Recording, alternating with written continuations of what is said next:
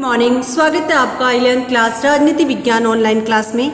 आज हम पढ़ रहे हैं चैप्टर नंबर 10 संविधान का राजनीतिक दर्शन।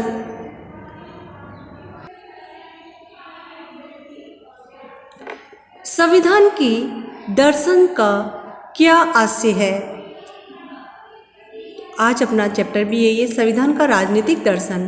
तो सबसे पहले अपन बेटा ये जानते हैं कि संविधान का जो दर्शन है इसका क्या आशय, इसका क्या अर्थ है। आशय यानी अर्थ। तो अपन आगे बढ़े उससे पहले इस दर्शन शब्द से का अर्थ ही अपन समझते हैं। तो संविधान के दर्शन का अर्थ उन आदर्शों से है जिनसे भारतीय संविधान अभिप्रेरित हुआ है और उन नीतियों से है जिन पर हमारा संविधान और शासन प्रणाली आधारित है। हमारी प्रस्तावना में हमारे संविधान का दर्शन दिखाई देता है।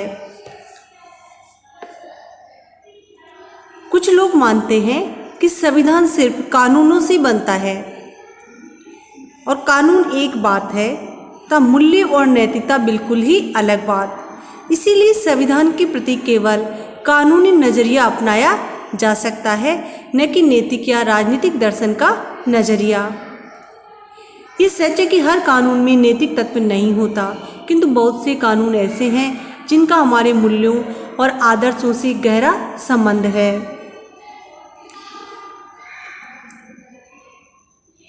तो बेटा आज अपन बात करें अपने संविधान के दर्शन की। तो कुछ जो राजनीति विचारक ये मानते हैं कि जो संविधान है, संविधान की परिभाषा भी यही कि संविधान उन नियमों या कानूनों का समूह है जिसके द्वारा किसी देश की शासन व्यवस्था चलती है। तो उसी तरीके से कुछ लोग ये मानते हैं कि हमारा जो संविधान है सिर्फ कानूनों से बनता है। उनका सिर्फ ये कहना है कि ये सिर्फ कानूनों से बनता है और कानून अलग चीज़ है और मूल्य और नैतिकता अलग चीज़ है। ऐसा कुछ लोगों का मानना है, यानी वो कानून को अलग कर देते हैं और नैतिकता को अलग।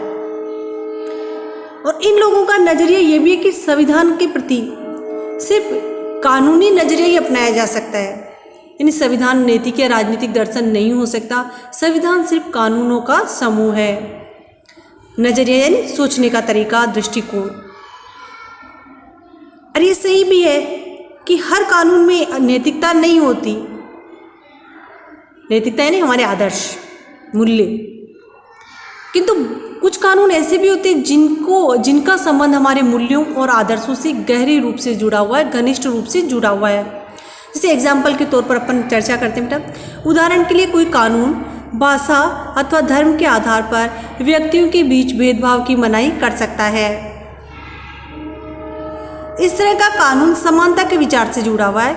ये कानून इसलिए बना क्योंकि हम लोग समानता को मूल्यवान मानते हैं, महत्वपूर्ण मानते हैं। इस उदाहरण से स्पष्ट है कि कानून और नैतिक मूल्यों के बीच गहरा संबंध है। तो एग्जाम्पल के तौर पर लिया गया है कि हमारे संविधान में ये माना गया है कि भारत में रहने वाले लोगों में भाषा के आधार पर, धर्म के आधार पर, जाति के आधार पर कोई भेदभाव नहीं होना चाहिए। तो जो ये कानून है किस विचार से जुड़ा है? समानता के विचार से, यानी मनुष्य सभी समान है, भारत क्षेत्र में निवास करने वाले सभी व्यक्ति समान हैं। अब ये कानून क्यों बनाया गया? क्योंकि हम समानता को महत्वपूर्ण मानते हैं। हम ये मानते हैं कि सभी मनुष्य समान हैं और समानता को महत्वपूर्ण मान रहे, समानता को मूल्यवान मान रहे, यानी समानता को वैल्यूपन दे रहे हैं। तो इस उदाहरण से स्पष्ट है कि कानून और नैतिक मूल्यों के बीच घनिष्ठ संबंध है। कानून किस पर आधारित बनाए जाते हैं? नैतिक मूल्यों पर आधारित। प्राचीन काल में कानून नहीं होते थे, नैतिक मूल्य होते थे और नैतिक मूल्यों पर चलना ही कानून था। और वर्तमान में भी हमारे संविधान निर्माताओं ने नैतिक मूल्य और आदर्शों को संविधान में स्थान दिया है और कानून बनाते समय उनको ध्यान में रखा है। तो इस प्रकार अपन मान सकते हैं कि कानून और नैतिक मूल्यों के बीच गहरा संबंध है। तो बेटा आपका पहला प्रश्न यहीं पर बन जाता है कि संविधान के दर्शन का क्या आशय है, क्या अर्थ है? तो इसका अर्थ क्या है?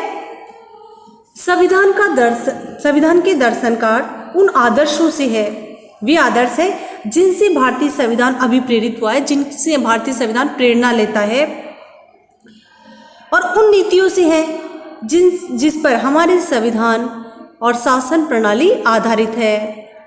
तो बेटा आपको संविधान के दर्शन का अर्थ समझ में आया होगा। अब अपन आगे बढ़ते हैं बेटा।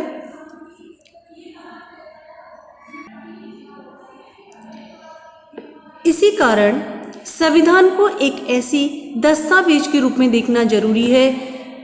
दस्तावेज यानी डॉक्यूमेंट। वैसे अपन जो दस्तावेज जरूरी कागजात होते हैं उनके रूप के लिए अपन काम में लेते हैं, जो हमारे महत्वपूर्ण डॉक्यूमेंट होते हैं उनके लिए काम में लेते हैं। तो संविधान एक ऐसा दस्तावेज के रूप में देखना जरूरी है जिसके पीछे एक नैतिक दृष्टि काम कर रही है। तो हमारा जो संविधान है एक ऐसा डॉक्यूमेंट है जो किस पर आधारित है? नैतिक नियमों पर, आदर्शों पर। संविधान के प्रति राजनीतिक दर्शन का नजरिया अपनाने की जरूरत है। संविधान के प्रति राजनीतिक दर्शन के नजरिए से हमारा क्या आशय है, तो उसको समझने के लिए कि राजनीतिक दर्शन क्या है, 3 बातें शामिल की जा सकती है। पहली बात, संविधान कुछ अवधारणाओं के आधार पर बना है। संविधान कुछ धारणाएं हैं, विचार है, आदर्श है, उनके आधार पर बना है। ये अवधारणाओं की व्याख्या हमारे लिए जरूरी है, यानी इन अवधारणाओं को जानना जरूरी है कि इसका क्या अर्थ होता है, इसका मतलब क्या हुआ। इसका मतलब ये है कि हम संविधान में व्यवहार किए गए पदों जैसे अधिकार, नागरिकता, अल्पसंख्यकता, लोकतंत्र के संभावित अर्थ के बारे में सवाल करें। तो हमारे संविधान में जैसे कि हमने पहले ही बेटा पढ़ा कि अवधारणाओं से बना है। तो ये अवधारणाएं क्या है, इनका क्या अर्थ है, तो इसको समझने के लिए हमें ये समझना होगा कि हमारे संविधान में जो शब्द काम में लिए गए हैं व्यवहार में, जैसे कि अधिकार। अधिकार क्या है? व्यक्ति के सर्वांगीण विकास के लिए हमारे संविधान के द्वारा नागरिकों को प्रदान किए गए हैं मौलिक अधिकार, सभी को पता है। नागरिकता, जब हम किसी देश में निवास करते हैं तो हम वहाँ के नागरिक कहलाते हैं। हमारे संविधान में हमें क्या माना गया? भारतीय नागरिक। अल्पसंख्यक, प्रत्येक देश में बहुत सारे जाति समुदाय निवास करते हैं, तो वे समुदाय जो संख्या में अल्प मात्रा में है, कम है, तो वो क्या कहलाएंगे? अल्पसंख्यक। लोकतंत्र, लोकतंत्र का अर्थ है जनता का शासन। तो इन सभी अर्थों के सभी जो शब्द काम में लिए गए हैं, इन पदों के बारे में हमें पता होना चाहिए। तो ये सभी हमारे संविधान की अवधारणाएं हैं और इन अवधारणाओं के आधार पर ही हमारा संविधान बना है। इसके अतिरिक्त, इसके अलावा हमारे सामने कैसे समाज और शासन व्यवस्था की तस्वीर साफ साफ होनी चाहिए, जो संविधान की बुनियादी यानी जो मूलभूत, जिसको अपन बोल सकते हैं बेसिक कॉन्सेप्ट्स, बुनियादी अवधारणाओं की हमारी व्याख्या से मेल खाती है। तो हमारे सामने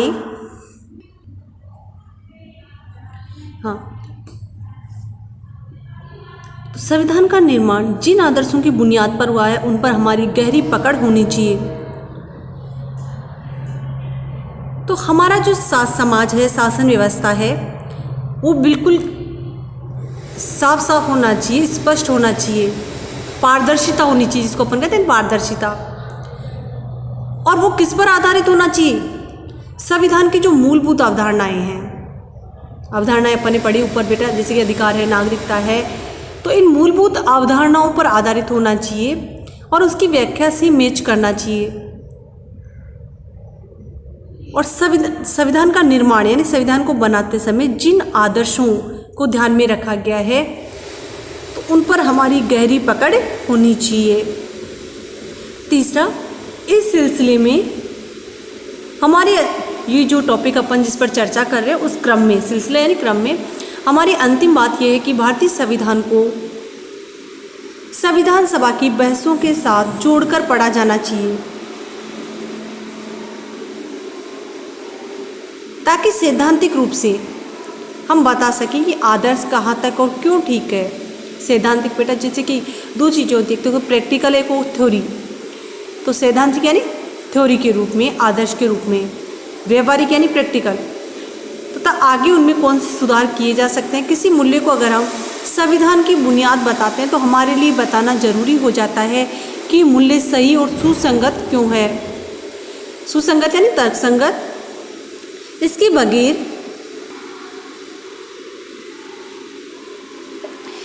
बगैर संविधान के निर्माण में किसी मूल्य को आधार बनाना एकदम अधूरा कहा जाएगा।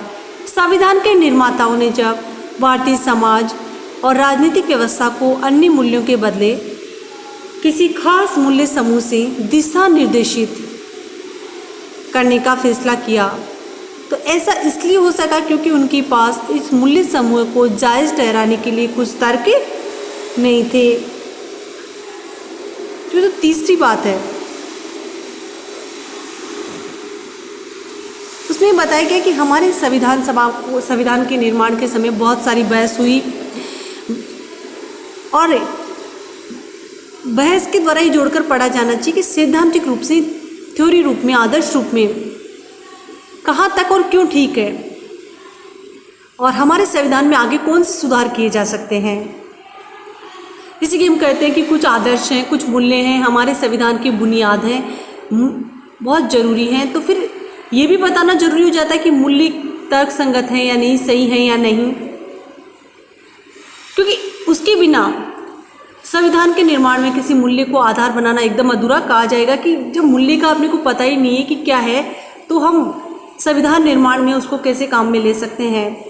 तो जिन मूल्यों को अपन काम में ले रहे हैं वो सुसंगत होने चाहिए और उसको आधार बनाने के लिए आधार बना रहे हैं तो एक कदम अधूरा कहा जाएगा। तो हमारे संविधान निर्माताओं ने किसी खास मूल्य समूह से दिशा निर्देशित यानी आगे बढ़ने का फैसला लिया मार्गदर्शन में, तो ऐसा इसलिए उसका क्योंकि उनके पास मूल्य समूह को जायज़ ठहराने के लिए कुछ तर्क मौजूद थे। भले ही उनमें से बहुत से तर्क पूरी तरह से स्पष्ट न हो, चाहे संविधान निर्माताओं के तर्क कितने भी कच्चे और अनगढ़ क्यों न हो, ये कल्पना करना मुश्किल है कि संविधान में अंतर्निहित संविधान के अंदर जुड़े हुए मूल्यों को जायज़ ठहराने के लिए उनके पास तर्क नहीं थे। तो जो हमारे संविधान निर्माता थे उनके पास तर्क थे जिन मूल्यों को शामिल किया गया उनको सही साबित करने के लिए। हालांकि वो हो सकता है कि वो तर्क क्लियर नहीं हो, स्पष्ट नहीं हो, लेकिन वो तर्क चाहे कितने भी कच्चे हो, कच्चे समझते हैं, अनगढ़ यानी उनको तर्क संगत आधार पर नहीं बनाया गया हो, तो ये कल्पना करना मुश्किल है कि संविधान में अंतर्निहित संविधान में जो अंदर जुड़े हुए मूल्य घनिष्ठ रूप से, तो उनको सही साबित करने के लिए उनके पास तर्क नहीं थे। बिल्कुल उनके पास तर्क थे और लंबी बहस के बाद में मूल्यों को संविधान में अपनाया गया था। संविधान के अंतर्निहित संविधान में घनिष्ठ रूप से जुड़े हुए जो मूल्य हैं, नैतिक तत्व को जानने और उसके दावे के मूल्यांकन यानी समीक्षा के लिए संविधान के प्रति राजनीतिक दर्शन का नजरिया अपनाने की जरूरत है। और ऐसा करना इस वजह से भी जरूरी है ताकि हम अपनी शासन व्यवस्था की बुनियादी मूल्यों की अलग अलग व्याख्याओं को एक कसौटी पर जांच सकें। तो अगर हमें अपने संविधान निर्माताओं ने जो घनिष्ठ रूप से मूल्य हमारे संविधान निर्माताओं ने संविधान में जोड़े, उनकी समीक्षा करना आवश्यक है। और इस समीक्षा इसलिए आवश्यक है क्योंकि हमने जो बुनियादी मूल्य जोड़े हैं उनकी व्याख्या कर सकें, उनकी परीक्षा ले सकें कि वो किस हद तक सही हैं। ये बात स्पष्ट है कि आज संविधान के बहुत से आदर्शों को चुनौती मिल रही है। संविधान के कुछ आदर्श हैं, उन पर अंगुली उठाई जा रही है, उनको चुनौती दी जा रही है। इन आदर्शों को संविधान में सूखे फूलों की बातें सिर्फ रख पर नहीं दिया गया, बल्कि इन पर बार बार अदालतों में जिरह यानी बहस होती है और ये हमारे राजनीतिक जीवन के अभिन्न अंग हैं, हमारे राजनीतिक जीवन से जुड़े हुए बिल्कुल जुड़ चुके हैं।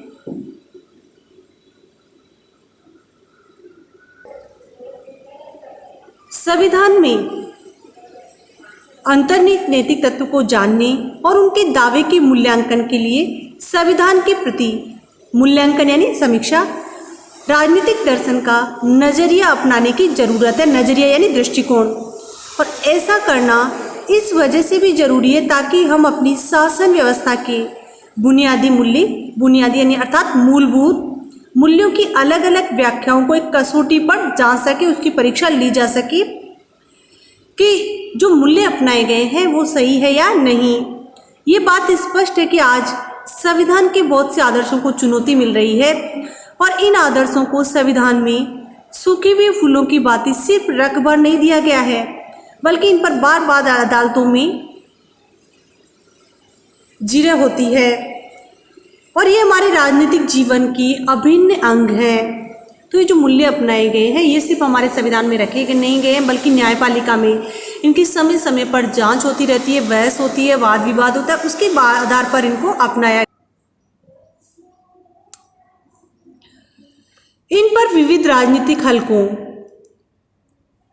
विधायिका, राजनीतिक दल, मीडिया, स्कूल और विश्वविद्यालयों में विचार विमर्श होता है, बहस चलती। जो ये राजनीतिक मूल्य हैं विभिन्न हलक यानी विभिन्न अंगों में, जैसे कि विधायिका संसद, राजनीतिक दल अपने एजेंडे में, मीडिया यानी press, newspaper, news channels, school और विश्वविद्यालयों में भी विचार विमर्श होता है, बहस चलती है और इन पर सवाल उठाए जाते हैं कि क्या ये सही है, और इन आदर्शों की व्याख्या अलग अलग ढंग से की जाती है। क्योंकि अलग अलग लोग जब व्याख्या करते हैं तो व्याख्या भी अलग अलग ढंग से की जाएगी। कभी कभी अल्पकालिक क्षुद्र स्वार्थों के लिए, अल्पकालिक क्षुद्र स्वार्थ यानी छोटी सोच, संकीर्ण सोच के आधार पर निजी स्वार्थों के लिए, छोटे स्वार्थों के लिए इनके साथ चालबाजी भी की जाती है। चालबाजी यानी चालाकियां करना, अपने हित साधने के लिए, अपने संकीर्ण हित स्वार्थ करने के लिए चालबाजियां की जाती है। और इसी कारण से इस बात की परीक्षा की जरूरत पैदा होती है कि संविधान के आदर्शों और अन्य हलकों में इन आदर्शों की अभिव्यक्ति के बीच कहीं कोई गंभीर खाई तो नहीं, यानी जो संविधान दिए गए हैं तो और इनको व्यवहारिक रूप देने वाले अंग हैं, इनके बीच में कोई गंभीर खाई समझ के बेटा, खाई काट समझते हो आप, दोनों के बीच में कोई स्पष्ट विभाजन रेखा तो नहीं है।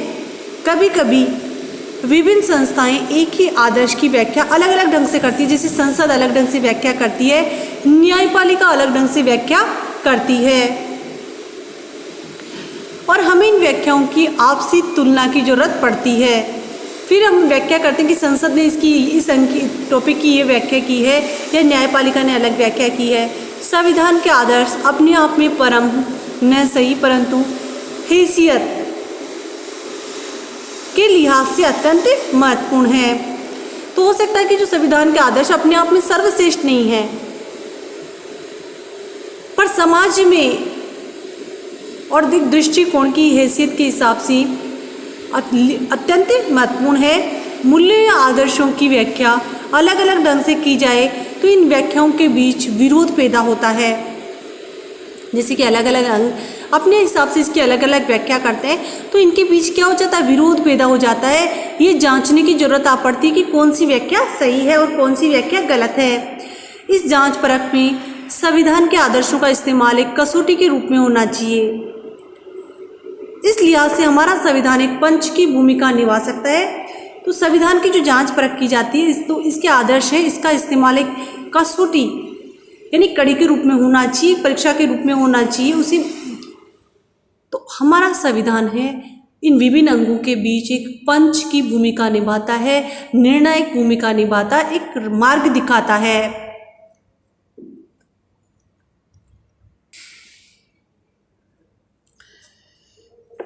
सन 1947 के जापानी संविधान को बोलचाल में शांति संविधान कहा जाता है। किस देश की संविधान को शांति संविधान कहा जाता है बेटा? जापान के संविधान को। तो इसकी प्रस्तावना में कहा गया है, प्रत्येक संविधान की आरंभ में उसकी प्रस्तावना होती है, उसके आदर्श दिए होते हैं। तो जापान के संविधान की प्रस्तावना में कहा गया है, हम जापान के लोग हमेशा के लिए शांति की कामना करते हैं, शांति की इच्छा रखते हैं, और हम लोग मानवीय रिश्तों का नियंत्रण करने वाले उच्च आदर्शों के प्रति सचेत हैं, जागरूक हैं। जापान के संविधान का दर्शन शांति पर आधारित है। क्योंकि जब जापान का संविधान बना उस समय की पृष्ठभूमि अलग थी। द्वितीय विश्व युद्ध के परिणाम जापान भोग चुका था। हिरोशिमा और नागासाकी पर परमाणु बम का हमला हुआ। तो जापान के नागरिकों ने जो त्रासदी देखी तो उनका आदर्श क्या था? शांति स्थापित करना, देश में युद्धों का बहिष्कार करना। तो उन्होंने कौन सा आदर्श बनाया अपने संविधान में? शांति की कामना की और शांति पर आधारित संविधान बनाया। तो इसने जापान के संविधान का दर्शन शांति पर आधारित है। जापान के संविधान के अनुच्छेद 9 में कहा गया है, न्याय और सुसंगत व्यवस्था, तर्कसंगत व्यवस्था पर आधारित अंतर्राष्ट्रीय शांति की ईमानदारी से कामना करते हुए जापान के लोग राष्ट्र की संप्रभु यानी संप्रभुता संपन्न, जब किसी देश के पास अपने निर्णय लेने की ताकत होती है तो उसे संप्रभु कहा जाता है, संप्रभु अधिकार के रूप में प्रतिष्ठित युद्ध और अंतर्राष्ट्रीय विवादों को सुलझाने के लिए धमकी अथवा बल प्रयोग से सदा सर्वदा के लिए दूर रहेंगे। जैसा कि बेटा मैंने आपको बताया, जापान ने द्वितीय युद्ध की विभीषिका को झेला। उसके 2 बड़े शहर हिरोशिमा और नागासाकी परमाणु बम से पूरी तरह से तबाह हो गए थे। इसके बाद में जापान ने अपना नया संविधान बनाया और उस नए संविधान में उन्होंने कामना की कि जो जापान के लोग हैं एक संप्रभु राष्ट्र के रूप में युद्ध, अंतर्राष्ट्रीय विवाद, इनको सुलझाने के लिए धमकी और बल प्रयोग से हमेशा सदा सर्वदा यानी हमेशा हमेशा के लिए दूर रहेंगे। युद्ध से परहेज करेंगे, बल प्रयोग से परहेज करेंगे और शांति की कामना इन्होंने की। उपयुक्त अनुच्छेद के लक्ष्यों को पूरा करने की बात ध्यान में रखते हुए जमीनी सेना, नौसेना, वायुसेना तथा युद्ध के अन्य साजो सामान कभी भी नहीं रखे जाएंगे। अर्थात युद्ध के लिए न सैनिक शक्ति इकट्ठा की जाएगी, चाहे तीनों प्रकार की सेनाओं पर विकास पैसे खर्च नहीं किए जाएंगे। इससे पता चलता है कि संविधान निर्माण समय की परिस्थितियाँ किस तरह संविधान निर्माताओं की सोच पर छाई रहती है, क्योंकि जापान पर उस समय द्वितीय विश्व युद्ध की छाया थी और उस समय वहाँ पर जो विनाश हुआ, उस विनाश ने जापान के लोगों पर जो संविधान बनाने की सोच रखी, वो सोच क्या थी, कौन सा दर्शन था? शांति पर आधारित सोच, युद्धों का बहिष्कार और सैनिक तैयारियों से दूर रहना।